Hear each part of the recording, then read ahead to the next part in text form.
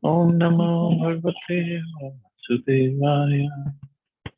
Narayana Namaskritya Naram cha Narottamam Devim Saraswatim Vyasam Tato Jayamudire Nashtapraeshu Bhatreshu Nityam Bhagavata Sevaya Bhagavati Uttam Shloke Bhaktir Bhavati Nashtaki. So continuing with the discussion on Srimad Bhagavatam, Canto 9, today we're starting new chapter, chapter 17, the dynasties of the sons of Pururava. So as I said, most of the verses now don't have any purpose. We'll just go straight to the translation. Text 1 to 3. Shukdev Goswami said, from Pururava came a son named Ayu, whose very powerful sons were Nahusha, Kshatvridha, Raji, Rabha, and Anena.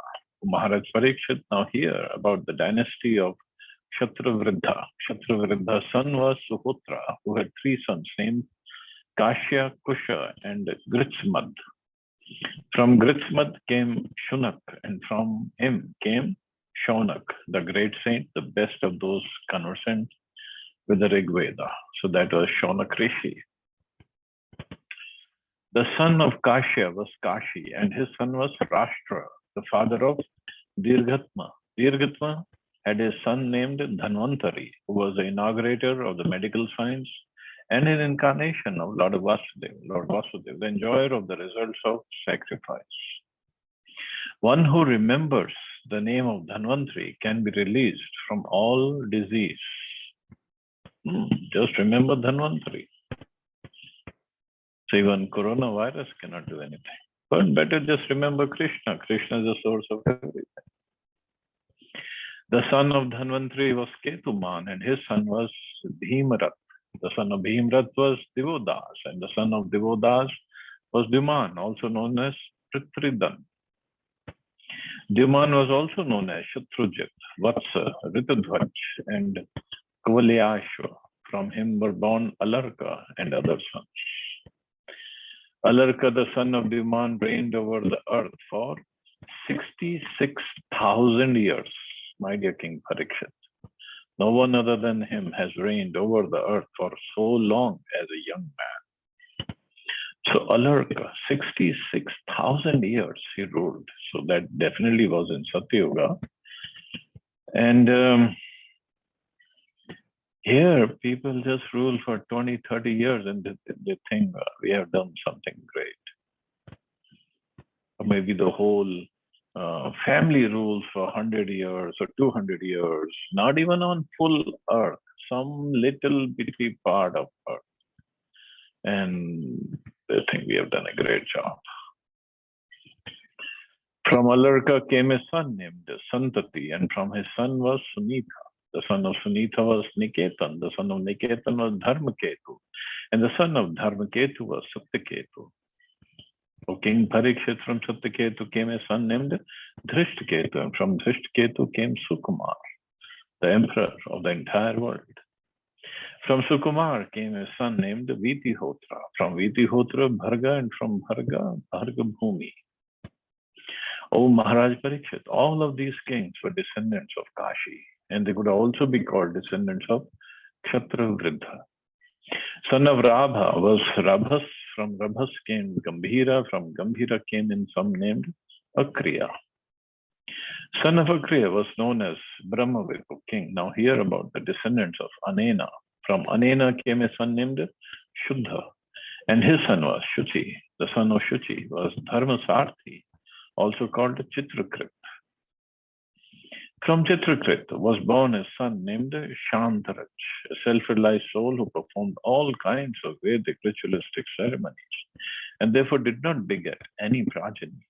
The sons of Raji were 500, all very powerful. On the request of the demigods, Raji killed the demons and thus returned the kingdom of heaven to Lord Indra. But Indra, fearing such demons as Prahlad, returned the kingdom of heaven to Raji and surrendered himself at Raji's lotus feet. Wow. So Indra was, although very powerful, but he's always fearful of demons. So here he gave the kingdom to Raji. And then funny thing happened. Upon Raji's death, Indra begged Raji's sons for the return of the heavenly planet. They did not return it. So he had 500 sons. And they did not return it. However, although they agreed to return Indra's shares in ritualistic ceremonies, Raji conquered the kingdom of heaven, and therefore when Indra, the heavenly king, begged Raji's sons to return it, they refused. Because they had not taken the heavenly kingdom from Indra, but had inherited it from their father, they considered it their paternal property. Why then should they return it to the demigods? See, this is the nature of the material world. Everybody thinks he is a controller, he's a proprietor, he's a choice. And for that, they want to go to any length to cheat. By hook or by crook, I should remain in power. Indra also does that. Raji's sons did that. But this is the mood. This is the mood of every living entity in the material world. And everybody is suffering because of this. Everybody is in anxiety because of this. But nobody wants to give it up at the same time.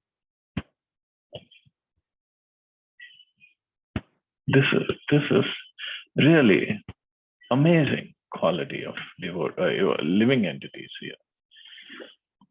Thereafter, Brihaspati, the spiritual master of the demigods, offered oblations in the fire so that the sons of Raji would fall down from moral principles. When they fell, Lord Indra killed them easily because of their degradation. Not a single one of them remained alive. The son of Raji, if they would fall from moral principles, for that Indra had to play politics. So through Brihaspati, he performed some yajna. So because they were powerful, the sons were powerful because of their austerities and because of their whatever powers they had. And they fell down because they couldn't carry on with the moral principle. And when they became weak, Indra just killed them. And none of them remained alive. From Kusha, the grandson of Kshatrivridha, was born a son named Prati. The son of Prati was Sanjay, and the son of Sanjay was Jay. From Jay, Krit was born, and from Krit, King Haryabal. From Haryabal came a son named Sahadev, and from Sahadev came Hina. The son of Hina was Jayasen, and the son of Jayasen was Sankriti. The son of Sankriti was a powerful and expert fighter named Jay. These kings were the members of Kshatrivridha dynasty. Now let me describe to you the dynasty of Nahusha. So thus ends the Bhaktivedanta purports of the 9th canto, 17th chapter of the Srimad Bhagavatam, entitled The Dynasties of the Sons of Pururava. Now starts chapter 18. King Yayati regains his youth. Shri Shukavacha. Again, hardly any purports. Shukdev Goswami said, O King Parikshit, as an embodied soul has 6 senses, King Nahusha had 6 sons. So 6 senses are here, I don't know, is the knowledge acquiring senses or working senses are mentioned, but the 6th is the mind. King Nahusha had 6 sons named Yati, Yayati, Sanyati, Ayati, Viyati, and Kriti. Rajyam Nachadyati Pitra Dattam Tat Parinama Vit Yatra Pravishta Purusha Atmanam Nava Buddhyate. When one enters a post of a king or head of the government, one cannot understand the meaning of self-realization. Knowing this, Yati, the eldest son of Nahusha, did not accept the power to rule, although it was offered by his father. See, to come to that level, one has to be very much spiritually inclined, has to have lots and lots of highest activities or agyat sukriti with him. He understands, I don't want to rule. It can interfere with my spiritual progress, purport. Self-realization is a prime objective of human civilization and is regarded seriously by those who are situated in the mode of goodness and have developed the Brahminical qualities. Kshatriyas are generally endowed with material qualities conducive to gaining material wealth and enjoying sense gratification. But those who are spiritually advanced are not interested in material opulence. Indeed, they accept only the bare necessities for a life of spiritual advancement in self realization. It is specifically mentioned here that if one enters political life, especially in the modern age, one loses a chance for human perfection. Nonetheless, one can attain the highest perfection if one hears Srimad Bhagavatam. This hearing is described as Nityam Bhagavata Sevaya. Maharaj Parikshit was involved in politics, but because at the end of his life he heard Srimad Bhagavatam from Shukdev Goswami, he attained perfection very easily. Sri Chaitanya Mahaprabhu has therefore suggested Sthane Sthita Shruti-gatam Tanuvan Amanokir. Regardless of whether one is in the mode of passion, ignorance, or goodness, if one regularly hears Srimad Bhagavatam from the self-realized soul, one is freed from the bondage of material involvement. So by mercy of Prabhupada, we are hearing from Prabhupada every day. And this really helps. Nityam Bhagavata Sevaya, one can break his shackles of material bondage, really listening every day to Bhagavatam. Especially when we read Prabhupada's purports, hear Prabhupada's purports, we are hearing Prabhupada directly. And cannot be anything better than that. Because Nahusha, the father of Yayati, molested Indra's wife, Shachi, who then complained to Agastya and other Brahmins, these saintly Brahmins cursed Nahusha to fall from the heavenly planets and be degraded to the status of a python. Consequently, Yayati became the king. Now, Nahusha, not an ordinary person coming in such a big dynasty, but he was attracted to Indra's wife, Shachi. And because of that, he got cursed by the Brahmins to become a python on earth. King Yayati had 4 younger brothers, whom he allowed to rule the 4 directions. Yayati himself married Devayani, the daughter of Shukracharya, and Sharmishtha, the daughter of Vrishparva, and ruled the entire earth. Shri Rajovacha Brahmarshir Bhagwan Kavya Kshatra Bandhuscha Nahusha Rajanya Viprayo Tasmat Vivaha Pratilomaka. King Parikshit said, Shukracharya was a very powerful Brahman and Maharaj Yayati was a Kshatriya. Therefore, I am curious to know how there occurred this Pratiloma marriage between a Kshatriya and a Brahman. According to the Vedic system, marriages between Kshatriya and Kshatriyas or between Brahmins and Brahmins are the general custom. If marriages sometimes takes place between different classes, these marriages are of 2 types, namely Anulom and Pratilom. Anulom marriage between a Brahman and the daughter of a Kshatriya is permissible. Means if the boy is Brahman but the girl is from Kshatriya family. Just like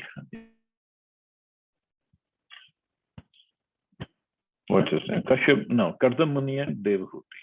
Kardam Muni was a Brahman. Devahuti was daughter of Swayambhuva Manu, a Kshatriya. But still, that marriage was okay. But Pratilom marriage between, if the boy is a Kshatriya and the daughter of a Brahman, is not generally allowed. Therefore, Maharaj Parikshit was curious about how Shukracharya, a powerful Brahman, could accept the principle of Pratilom. Maharaj Parikshit was eager to know the cause for this uncommon marriage. So generally it doesn't happen, but exceptions are always there. Shukdev Goswami said, one day Vrishparva's daughter, Sharmishtha, who was innocent but angry by nature, was walking with Devayani, the daughter of Shukracharya, and with thousands of friends in the palace garden. The garden was full of lotuses and trees of flowers and fruit and was inhabited by sweet sweetly singing birds and bumblebees. When the young lotus-eyed girls came to the bank of a reservoir of water they wanted to enjoy by bathing, thus they left their clothing on the bank and began sporting, throwing water on one another. So they are wonderful friends, Devyani and Sharmishtha and the other girls. While sporting in the water, the girls suddenly saw Lord Shiva passing by, seated on the back of his bull with his wife, Parvati. Ashamed because they were naked, the girls quickly got out of the water and covered themselves with their garments. But always, some twist is always there. Sharmishtha unknowingly put Devyani's dress on her body, thus angering Devyani, who then spoke as follows. She is daughter of a Brahman. She's a Brahmani. She should not get angry, but she got angry. Oh, just see the activities of this servant maid, Sharmishtha. Disregarding all etiquette, she has put on my dress just like a dog snatching clarified butter meant for use in a sacrifice. So she just scolded Sharmishtha because Sharmishtha was Kshatriyani and Devyani was a Brahmani. We are among the qualified Brahmins who are accepted as the face of the Supreme Personality of Godhead. The Brahmins have created the entire universe by their austerity, and they always keep the absolute truth within the core of their hearts.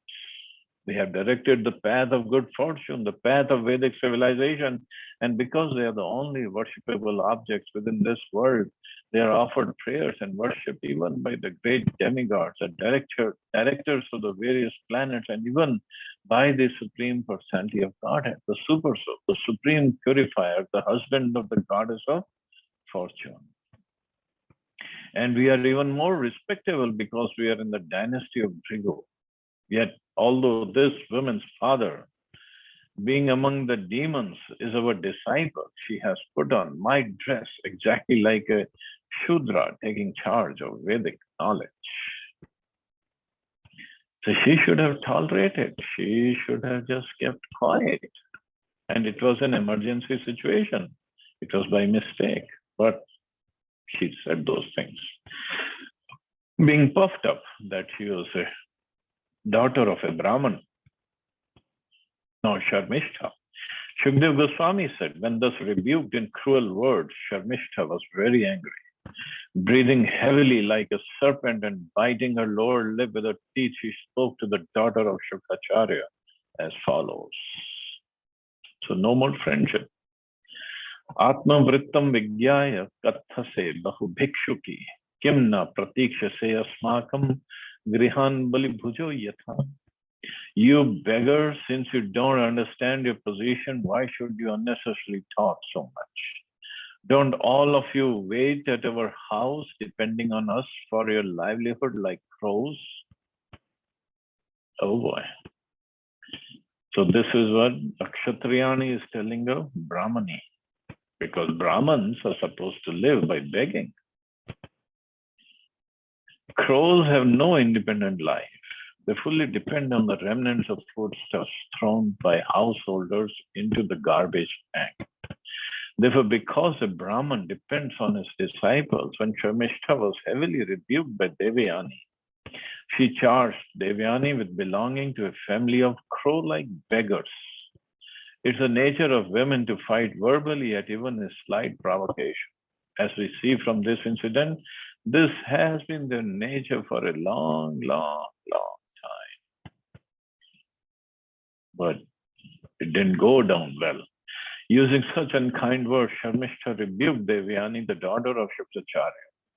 In anger, she took away Devyani's garments and threw Devyani into a well.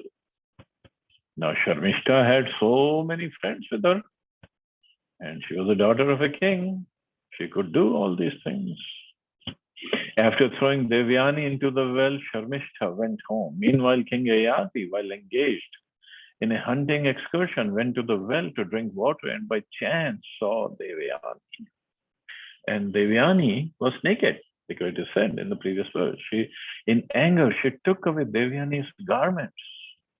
How insulting this must be for Devyani. Seeing Devyani naked in the well, King Yayati immediately gave her his upper claw.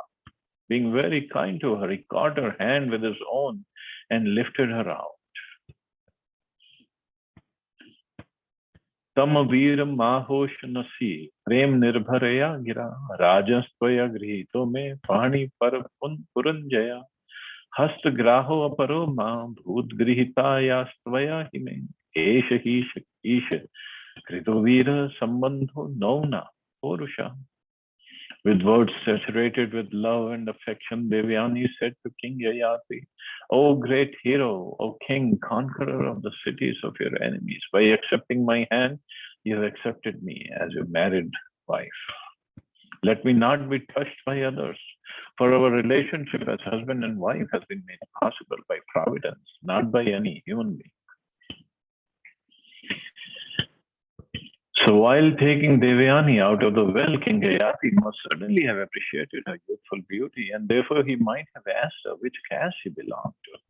Thus Devyani would have immediately replied, we are already married because you have accepted my hand. Uniting the hands of the bride and bridegroom is a system perpetually existing in all societies. Therefore, as soon as Yayati accepted Devyani's hand, they could also be regarded as married. Because Devyani was enamored with the hero Yayati, she requested him not to change his mind and let another come to marry her. He must have just lowered his hand to get Devyani out of the well. And then he saw her naked as well. So Devyani said, this must be the arrangement of the providence. You have accepted me. I've accepted you. So this is how a Kshatriya king and a Brahman daughter got married.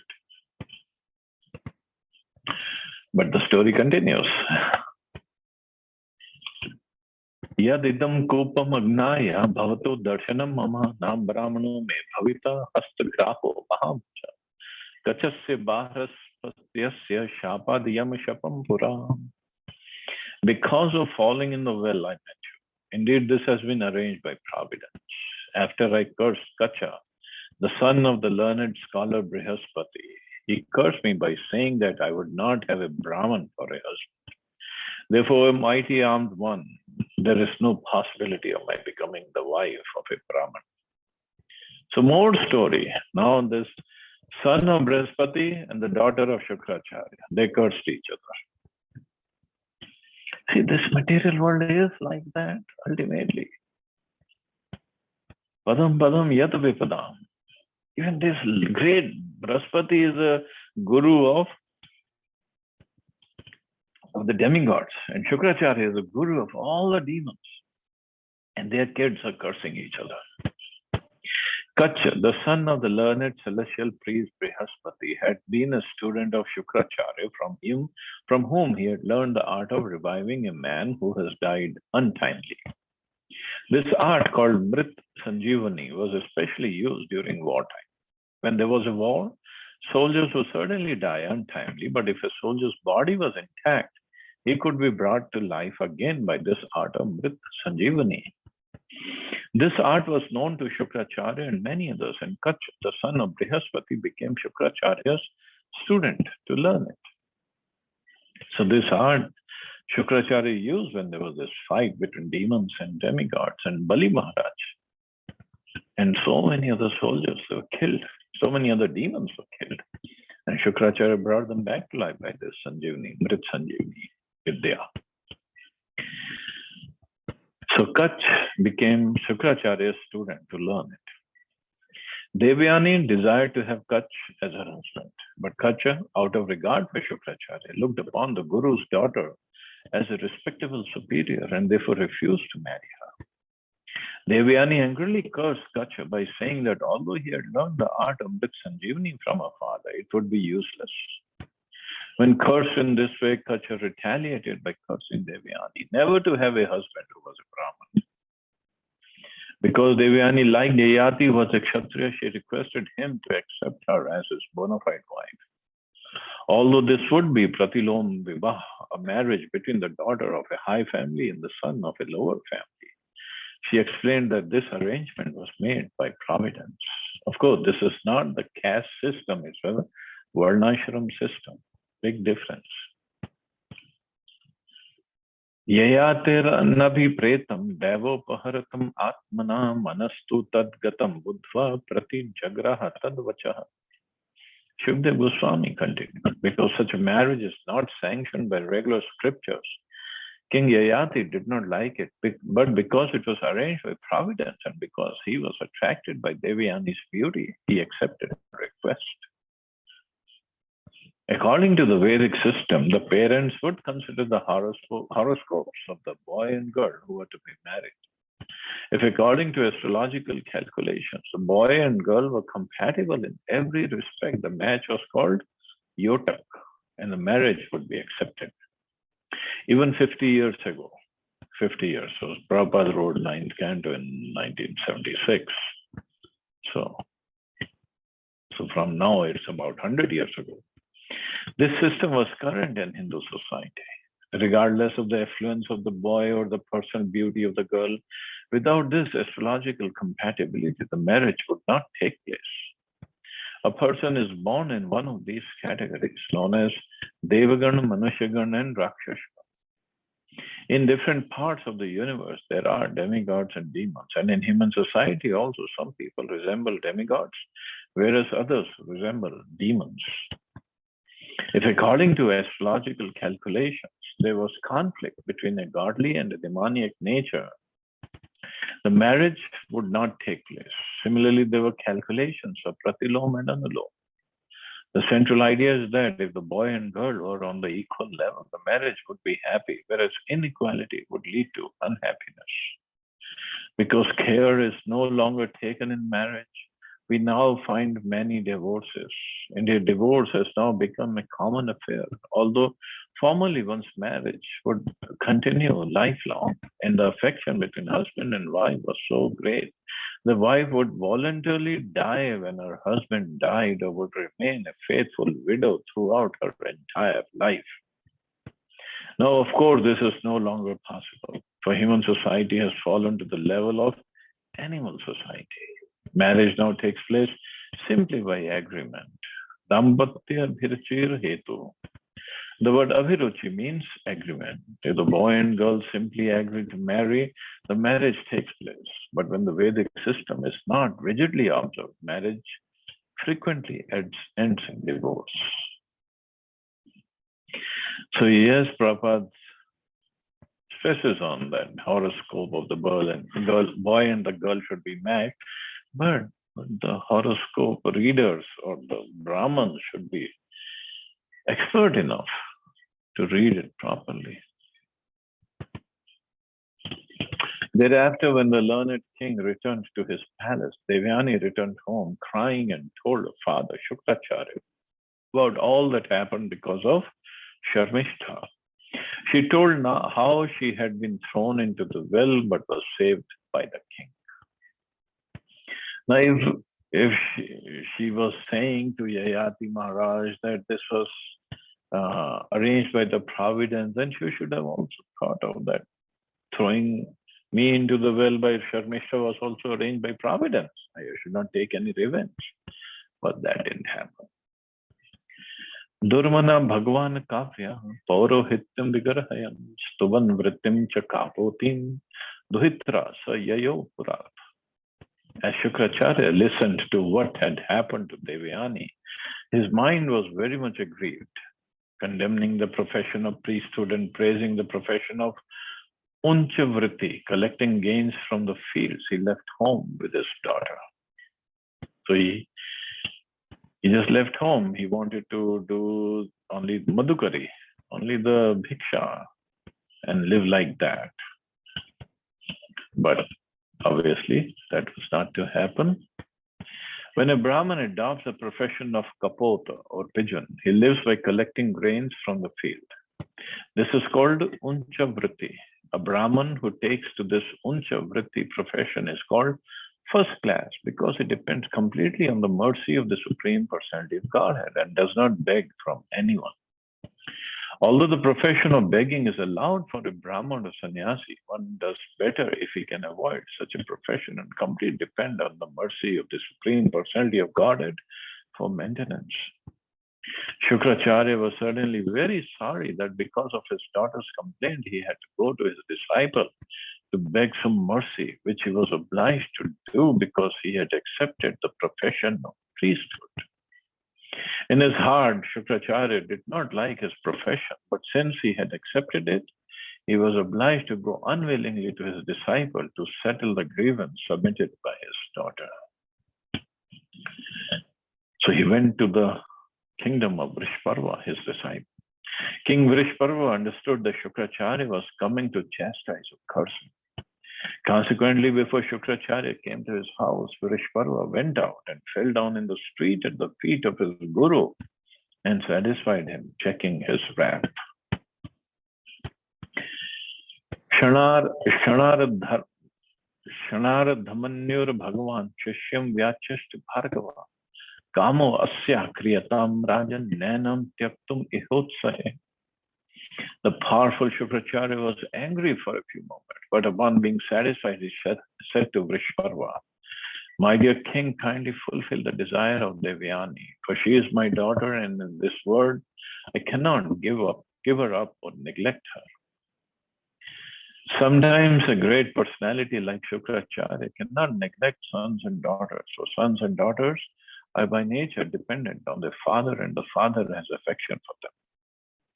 Although Shukracharya knew that the quarrel between Devyani and Sharmishta was childish, as Devyani's father, he had to side with his daughter.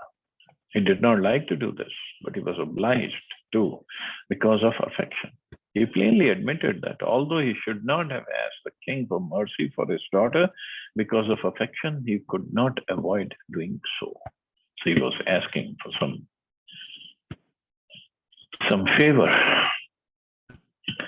After hearing Shukracharya's request, Vrishparva agreed to fulfill Devyani's desire, and he awaited her words.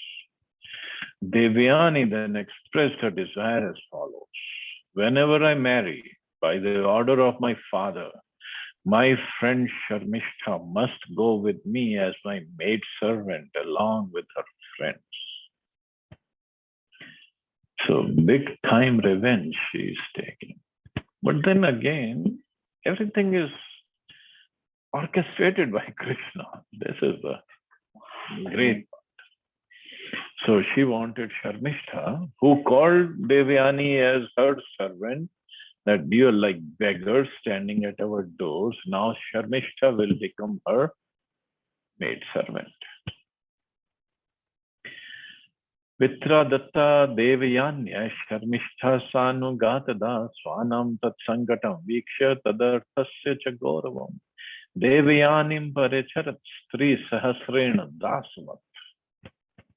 Vishparva wisely thought that Shukracharya's displeasure would bring danger and that his pleasure would bring material gain. Therefore, he carried out Shukracharya's order and served him like a slave. He gave his daughter Sharmishta to Devyani, and Sharmishta served Devyani like a slave along with thousands of other women. So even in this material world, no position is permanent. Everything is temporary. We can become proud of our good health, beauty, knowledge, property, possessions, friends, relatives, the highly aristocratic friends I have, this, that. Everything can change just like that. Sharmishta was the princess, and now she became a slave. In the beginning of these affairs concerning Sharmishta and Devyani, we saw that Sharmishta had many friends. Now these friends became maid servants of Devyani. When a girl married a Kshatriya king, it was customary for all her girlfriends to go with her to her husband's house. For instance, when Vasudeva married Devaki, the mother of Krishna, he married all 6 of her sisters, and she also had many friends who accompanied her. But of course, that wasn't that they would become maid servants. They would go because of their friendship with the princess, and they didn't want princess to be in the new house and the queen and to be alone, and they would give her company. Of course, at the same time, in a way, they would marry the king also, because many times they would also become pregnant with the king's babies. Some of these maid servants would become pregnant and give birth to children. Such children were accepted as Dasiputra and the sons of the maid servants, and the king would maintain them.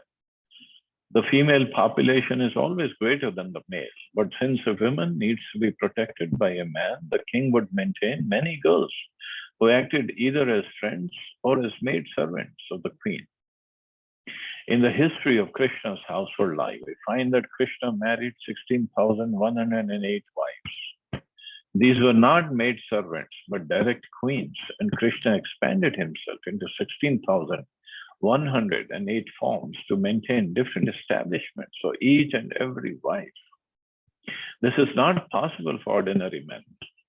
Although the kings had to maintain many servants and wives, not all of them had different establishments. Krishna is the Supreme Personality of God. He can do anything and everything. Okay. So when Shukracharya gave Devyani in marriage to Yayati, he had Sharmishta go with her. But he warned the king, my dear king, never allow this girl Sharmishta to lie with you in your bed. Because he knew king's nature.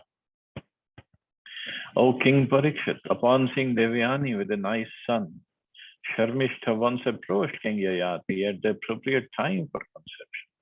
In a secluded place, she requested the king, the husband of her friend Devyani, to enable her to have a son also. Rajaputrayartito apatye dharmam chaveksha dharmavit smaran chukra vachah kale dishtam eva abhyapatat padyat.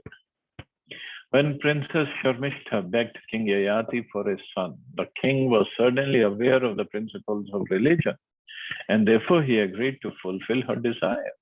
Although he remembered the warning of Shukracharya, he thought of this union as a desire of the Supreme, and thus he had sex with Sharmishta. King Yayati was completely aware of the duty of a Kshatriya. When a Kshatriya is approached by a woman, he cannot deny her. This is a religious principle. Consequently, when Dharmaraj Yudhishthira saw Arjun unhappy after Arjun returned from Dwarka, he asked whether Arjun had refused a woman who had begged him for a son. Although Maharaj Yayati remembered Shukracharya's warning, he could not refuse Sharmishta. He thought it wise to give her a son, and thus he had sexual intercourse with her after her menstrual period. This kind of lust is not against religious principles. As stated in Bhagavad Gita, dharma viruddha bhuteshu kamosmi bharateshwar. Sex life, not contrary to the principles of religion, is sanctioned by Krishna. Because Sharmishta, the daughter of a king, had begged Yayati for a son, their combination was not lust, but an act of religion. So Yayati knew the Kshatriya principle, so he accepted the request of Sharmishta. Actually, this was one of the pleas of Shrupnaka also when she approached Ram. You're a Kshatriya, accept me as your wife. Ram had taken the vow of one Patni Vrata, so he said, I cannot accept you. But she was quite correct in her approach to Ram. And Ram was also right in refusing her. And then Ram told her to go to Lakshman. Yeah, Lakshman is a Kshatriya. But Lakshmanji had his argument that if you marry me, you will be like a maidservant. Why do you want to be a maidservant? So anyway, they played around and then Lakshmanji punished Shubhnaka. Devyani gave birth to Yadu and Turvasu, and Sharmishta gave birth to Dhruyu, Anu, and Puru. Now Yadu dynasty came from Devyani actually. When the proud Devyani understood from outside sources that Sharmishta was pregnant by her husband, she was frenzied with anger. Thus she departed for her father's house.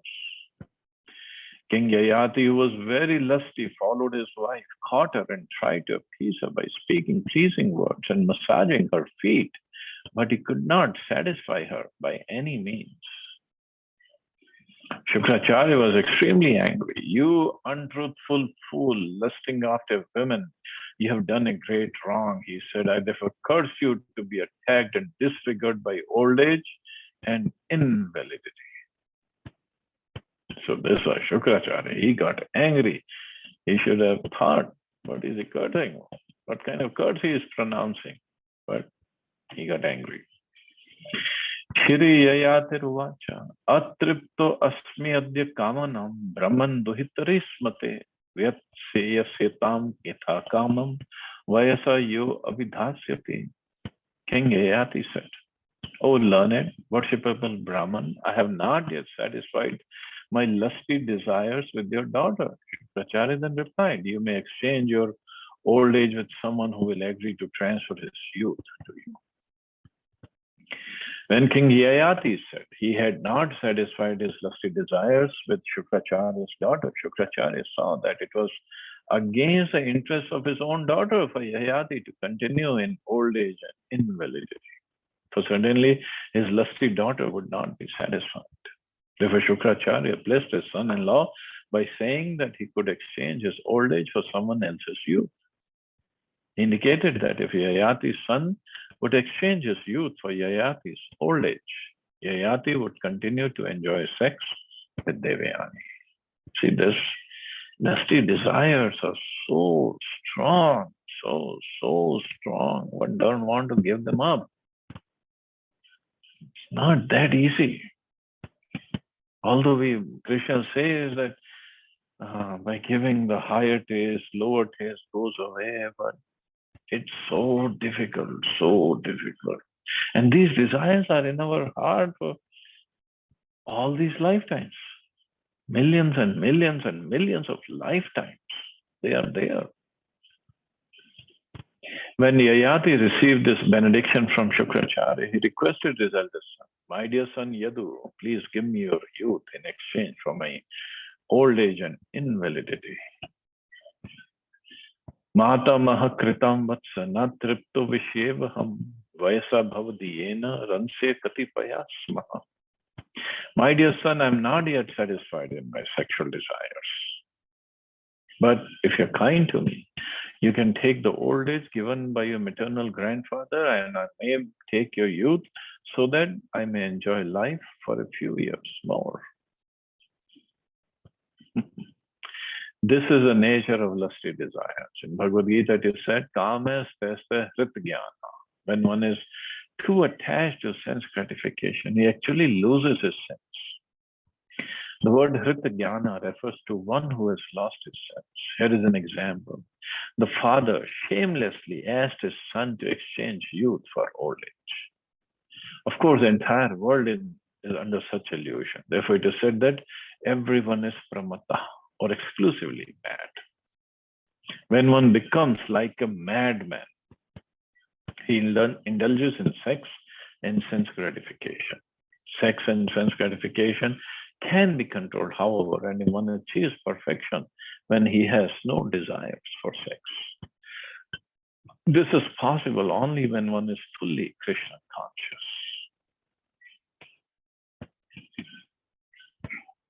So even in this day and age, of course, fathers are not asking their sons, but they're trying every way possible by medicines and by every other way to regain the youth so they can enjoy more and more and lusty feeling or satisfying the lusty desires. So Prabhupada, this is only possible when one is fully Krishna conscious, to go above, beyond this sense gratification desires.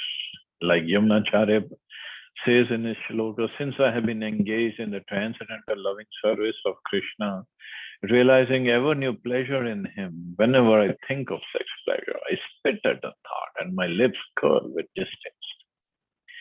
Sexual desire can be stopped only when one is fully Krishna conscious and not otherwise. As long as one has desires for sex, one must change his body and transmigrate from one body to another to enjoy sex in different species or forms. But although the forms may differ, the business of sex is the same. Therefore, it is said, punah punah charvita charvanana. Those who are very much attached to sex transmigrate from one body to another with the same business of chewing the chewed. Tasting sex enjoyment as a dog, sex enjoyment as a hog, sex enjoyment as a demigod, and so on. But this desire is so much inside the heart. And if you look at Kali Yuga, everything is designed to satisfy these desires, to satisfy or to bring forth these desires. I'll look at all the advertisements, movies, TV serials, all the talks, the whole internet is full of these kind of videos and pictures and the talks. Everything is dovetailed towards that. So instead of finding the purpose of life, fulfilling the goal of life, people are just mad after this. And there's a Bhagavad Nunam Pramatta. Prabhupada, it's mad. People are mad for this. Shri Yadurvacha. Na utsahe jarsa sthatum antara praptaya tava aviditva sukham gramyam vetrishnayam nati purusha. Yadu replied, my dear father, you have already achieved old age, although you were also a young man. But I do not welcome your old age and invalidity, for unless one enjoys material happiness, one cannot attain renunciation. So his point was, I also want to enjoy my young age so that I can renounce the world later on. Renunciation of material enjoyment is the ultimate goal of human life. Therefore, the Varnashram institution is most scientific. It aims at giving one the facility to return home back to Godhead, which one cannot do without completely renouncing all connections with the material world. Sri Chaitanya Mahaprabhu said, one who wants to go back to Godhead must be a Nishkinchan, free from all affinity for material enjoyment. Brahmani Upsham Ashraya. Unless one is fully renounced, one cannot engage in devotion service or stay in Brahman. Devotion service is rendered on the Brahman platform. Therefore, unless one attains a Brahman platform or spiritual platform, one cannot engage in devotion service.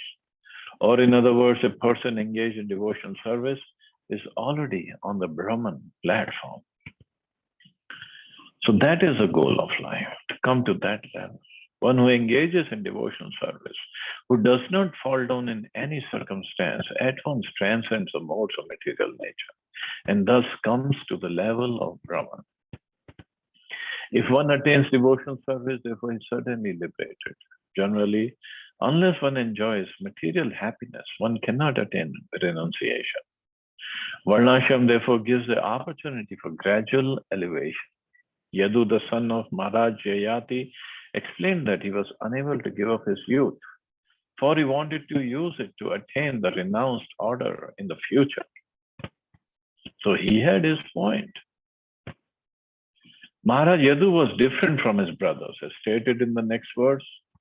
Maharaj Yadu's brothers refused to accept their father's proposal because they were not completely aware of Dharma. To accept orders that follow religious principles, especially the orders of one's father, is very important. Therefore, when the brothers of Maharaj Yadu refused their father's order, they were certainly irreligious. Maharaj Yadu's refusal, however, was religious, as stated in the 10th canto, Yadasya Dharma Shilaya. Maharaj Yadu was completely aware of the principles of religion. The ultimate principle of religion is to engage oneself in devotional service to the Lord. Maharaj Yadu was very eager to engage himself in the Lord's service, but there was an impediment. During youth, the material desire to enjoy the material senses is certainly present. And unless one fully satisfied these lusty desires in youth, there is a chance of once being disturbed in rendering service to the Lord. And Prabhupada says, we have actually seen that many sannyasis who accept sannyas prematurely, not having satisfied the material desires, fall down because they are disturbed. Therefore, the general process is to go through grihastha life and vanprastha life and finally come to sannyas and devote oneself completely to the service of the Lord. Maharaj Yadu was ready to accept his father's order and exchange youth for old age, but because he was confident the youth taken by his father would be returned. But because this exchange would delay his complete engagement in devotional service, he did not want to accept his father's old age, for he was eager to achieve freedom from disturbances. Moreover, among the descendants of Yadu would be Lord Krishna. Therefore, because Yadu was eager to see the Lord's appearance in his dynasty as soon as possible, Yadu refused to accept his father's proposal. This was not irreligious.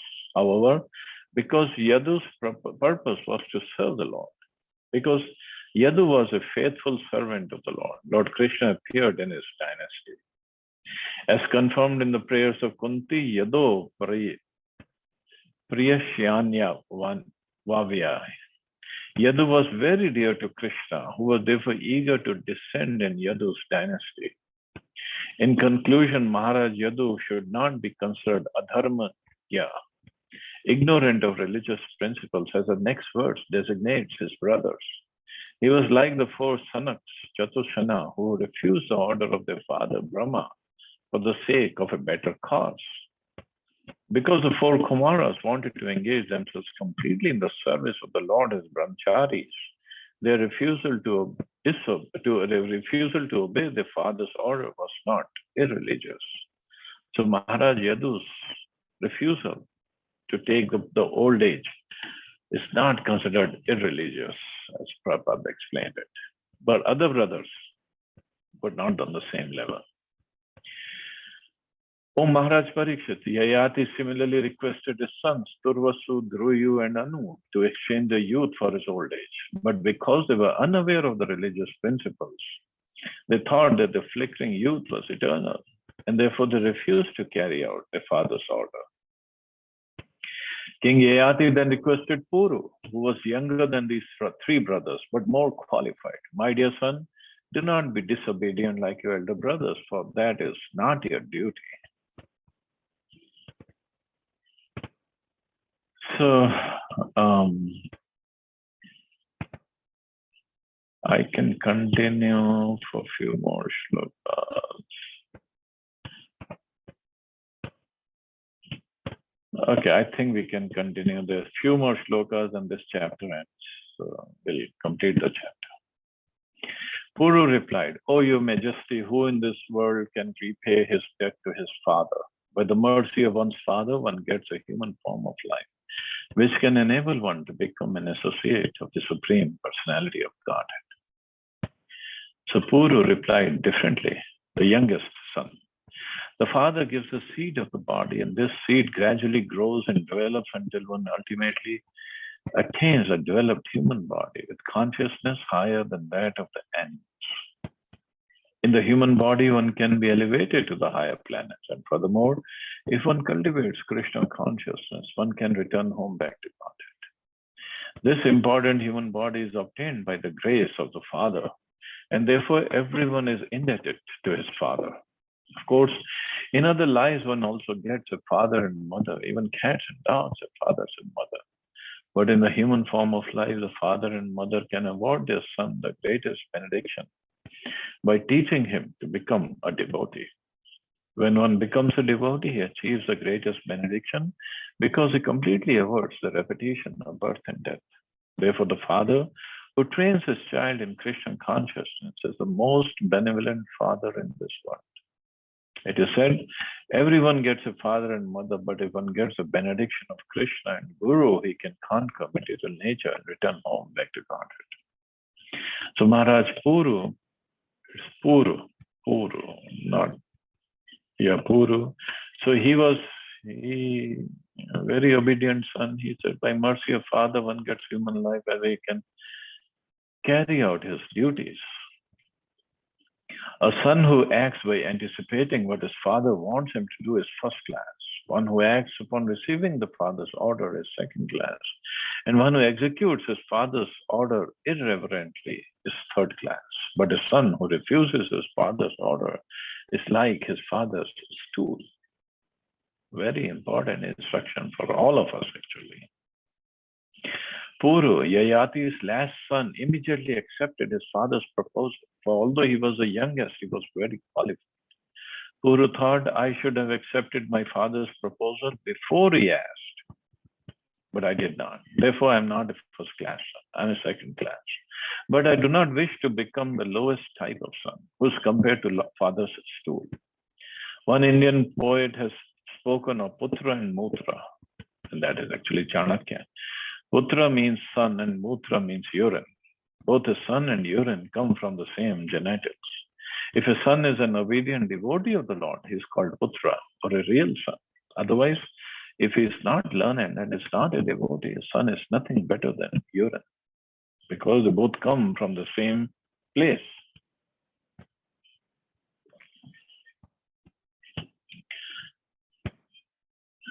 Shivdev Goswami said, in this way, Maharaj Parikshit, the son named Puru, was very pleased to accept the old age of his father Yayati, who took the youth of his son and enjoyed this material world as he required. Thereafter, King Yayati became the ruler of the entire world, consisting of the 7 islands, and ruled the citizens exactly like a father. Because he had taken the youth of his son, his senses were unimpaired, and he enjoyed as much material happiness as he desired. In secluded places, engaging her mind, words, body, and various paraphernalia, Devyani, the dear wife of Maharaj Yayati, always brought her husband the greatest possible transcendental bliss. King Yayati performed various sacrifices in which he offered abundant gifts to the Brahmins to satisfy the Supreme Lord Hari, who is the reservoir of all the demigods and the objects of Vedic knowledge. The Supreme Lord Vasudeva, who created the cosmic manifestation, exhibits himself as all-pervading like the sky that holds clouds. And when the creation is annihilated, everything enters into the Supreme Lord Vishnu and varieties are no longer manifested. As stated by Lord himself, after many, many births and deaths, he is strict. Actually, knowledge surrenders unto me, knowing me to be the cause of all causes and all that is. Such a great soul is very rare. The Supreme Personality of Godhead, Vasudeva, is one with the Supreme Brahman, as Supreme Absolute Truth. Everything is in him in the beginning, at the end, all manifestations enter into him. He is situated in everyone's heart. And from him, everything is emanated. So, but when the creation is annihilated, everything enters and becomes unmanifested. Without material desires, Maharaj Yayati worshipped the Supreme Lord, who is situated in everyone's heart as Narayan and is invisible to material eyes, although existing everywhere. King Yayati, although externally seeming very fond of material enjoyment, was internally thinking of becoming an eternal servant of the Lord. So although Maharaj Yayati was the king of the entire world and he engaged his mind and 5 senses in enjoying material possessions for 1,000 years, he was unable to be satisfied. The Kad Indriya, or impurified senses, can be purified if one engages the senses and the mind in Krishna consciousness. Sarvapadi Viniramaktam. One must be freed from all designations. When one identifies himself with the material world, his senses are impure. But when one achieves a spiritual realization and identifies himself as a servant of the Lord, his senses are purified immediately. Engagement of the purified senses in the service of the Lord is called bhakti. Rishikena Rishikesha Sevanam Bhakti Ruchyate. One may enjoy the senses for many thousands of years, but unless one purifies the senses, one cannot be happy. And if Maharaj Yayati, enjoying with Devyani, Sharmishta, and so many maid servants, he could not be happy. How do we think we can be happy? Enjoying these senses or trying to enjoy these senses. Not at all possible. Only way, engaging the senses in the service of the Lord. More than what we think we can.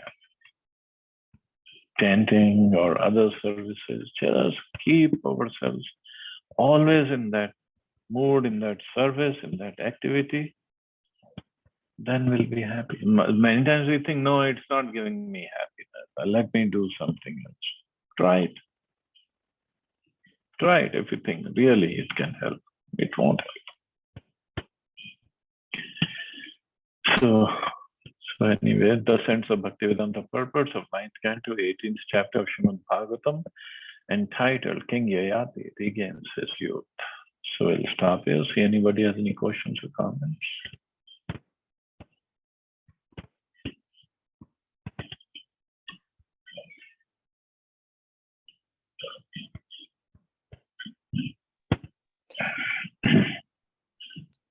Hare Krishna Prabhuji, Dandavat Pranam. Hare Krishna, Dandavat. Prabhuji, this Bhagavatam, when Parikshit Maharaj was hearing, he had only 7 days. And he knows that after 7 days he is going to leave his body. And he's hearing all these information that, generation and generation, this person has name is this, and then his son is this, and then son is this. One is this. Secondly, look at Canto 5 where describe the globe, that Universe, yeah. how many planet are there, what is the distance, so many yojan, and the point is, what kind of a mood he would be carrying it, hearing these all information, and so that he can go back to the Godhead.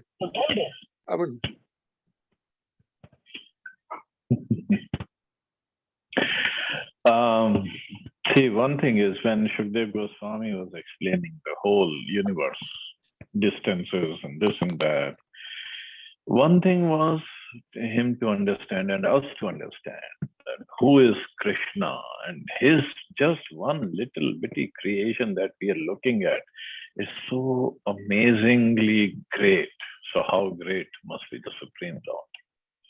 And also to understand Krishna is not an ordinary person, not at all.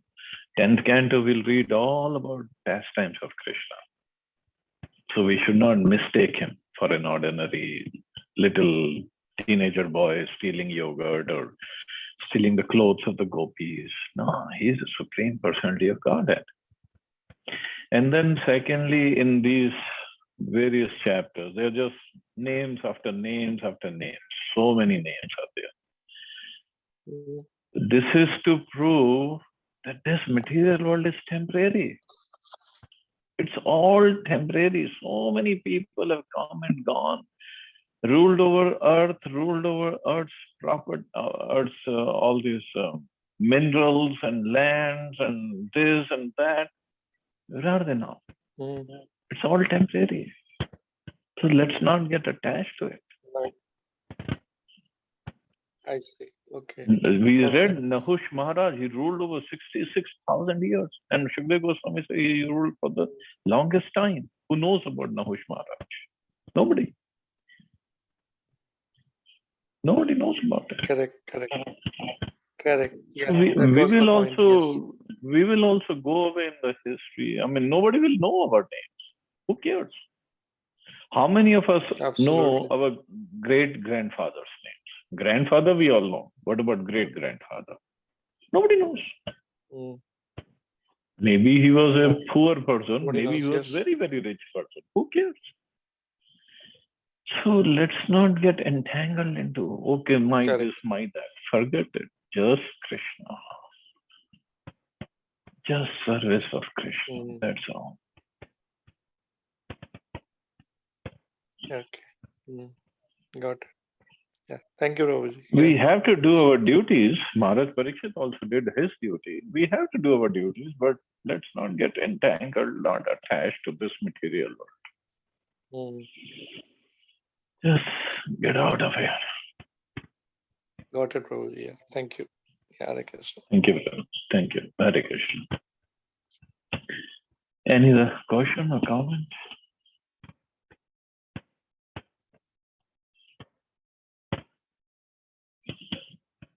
Okay, so we'll stop here. You all are safe and wonderful. Hare Krishna. Jai Srila Prabhupada.